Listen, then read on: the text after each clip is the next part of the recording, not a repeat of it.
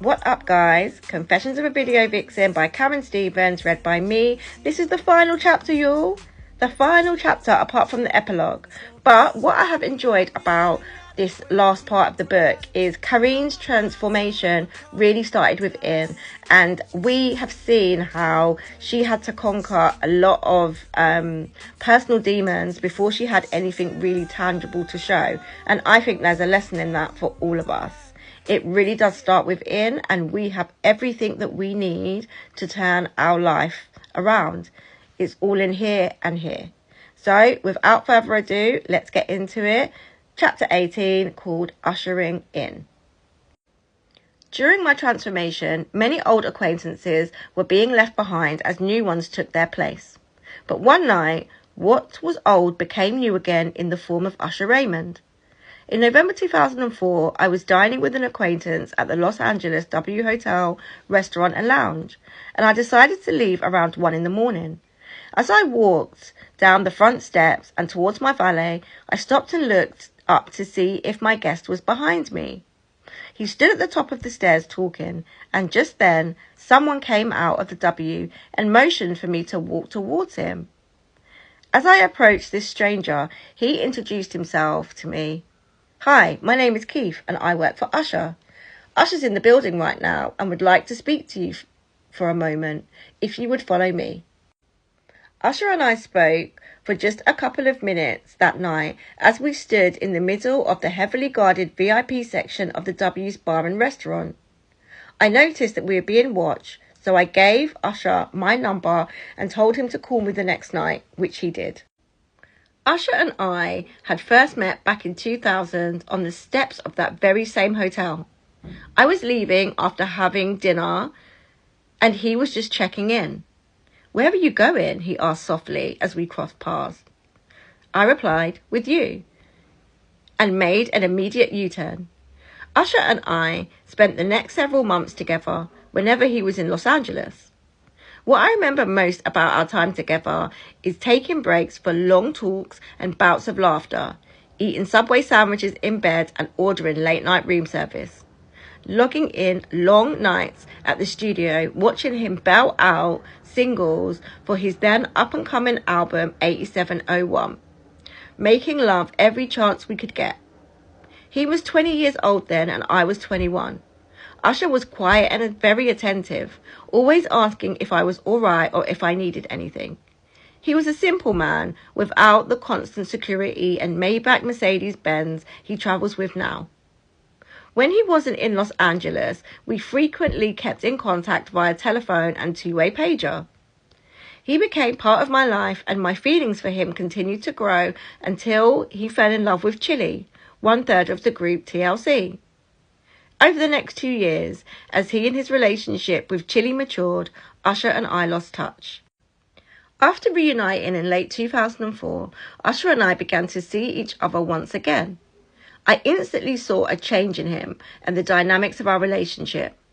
The soft and tender person I had known before was still there, but often superseded by his more aloof side. I was drawn in by his tender words and touch, only to be pushed out in a moment of cold reaction. One particular night, I spent an hour or two in the lobby of his hotel having drinks with his manager, personal assistant, and younger brother James. Usher joined us, and after a while, he and I ventured upstairs to his suite. Turned on by his presence, I ripped off his clothes, dropped to my knees, and ravished him. Usher seemed to be turned on by commanding me to do things sexually in a tone I found condescending and disrespectful. He stopped me from pleasuring him and began to question why I was there. He seemed under the impression that I hadn't found love, that I was lost and confused in life. But he was wrong. The old Kareen might have been looking for love, for salvation, but the new Kareen was in search for what it was. I wasn't here because I was lonely or looking for my next high, emotional or otherwise. I was here because, given our past history and the friendship I believed we share, I felt free to be adventurous with him. I wanted him to be the same man I had known 5 years earlier, but was surprised to find him much cockier and more withdrawn. He and I often battled for control of the situation. Many times we would have loud fights. I remember the time his 20-year-old brother James and I had been playfully flirting all night as a sort of running joke. From what I could tell, Usher took that as a sign I wanted James and spitefully offered me to his brother. "I saw you guys flirting. Why don't you just give him what you were going to give me?" I shouted, "If I wanted to fuck your brother, he'd be fucked. I don't need your permission." As he was screaming, "Bitch, get the fuck out," I was already out the door and down the hall. As the elevator doors opened, I took my first step into it, only to be dragged back by Usher. I felt he was playing a mental tug-of-war with me, and it seemed to be turning him on. Ew. It wasn't the sex he wanted me for, but the emotional manipulation. As usual, the night ended with apologies as we lay together on the couch, my head on his chest. For the time being, my tender friend was back. That type of disrespectful behaviour would continue, and every time I saw him would be worse than the last. We fought and made up over and over again. As a result, my relationship with Usher became more stressful. Being with him had initially been comfortable and familiar. I generally liked him and felt he was a beautiful man inside and out, despite the changes that had come with his success. On the 23rd of December 2004, I received a call from Usher's personal assistant and manager telling me they were planning a surprise for him, and I was eager to participate. The three of us all pulled into a black BMW, and I just robed in the back seat and adorned myself with a hotel robe. We drove to the set of Dying for Dolly, the movie Usher was in the middle of filming. I waited in the back seat for the guys to fetch Usher from the trailer. As Usher piled into the back seat, he smiled as his eyes became focused on my naked body. Yet, he didn't seem very surprised. Per my request, Usher's song, Lovers and Friends, played over and over as we pulled off and headed to the Century City Plaza Park Hyatt. I instantly took all of him into my mouth. All of him? Damn. He was immediately aroused and lay back in ecstasy while touching my most intimate parts.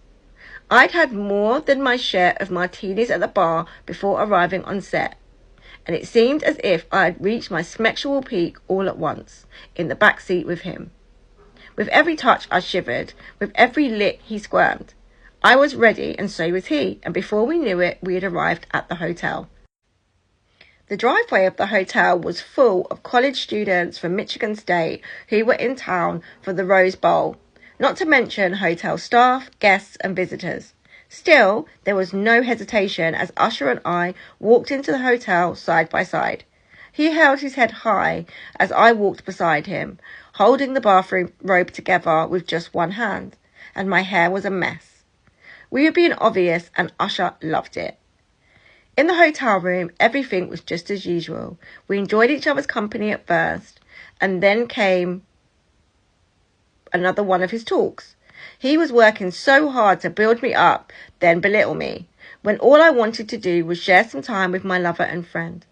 Then, to add insult to injury, after our simultaneous orgasms, Usher walked out of the suite without saying a word to me. I found out he was with another woman in the suite next door. Damn. I had had enough. He was no longer the man I had known 5 years before, and I was worth more than he would ever be willing to give. I gathered my things and went home. Damn, Kareen. Yeah. I'm not surprised.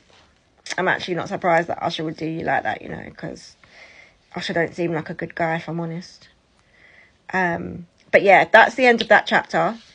I'm not going to do a recap because it was such a short chapter. So I will see you guys in the next video, which will be the last video of this book. I'm happy and I'm sad all at the same time. But I'll see you in the next video. Peace.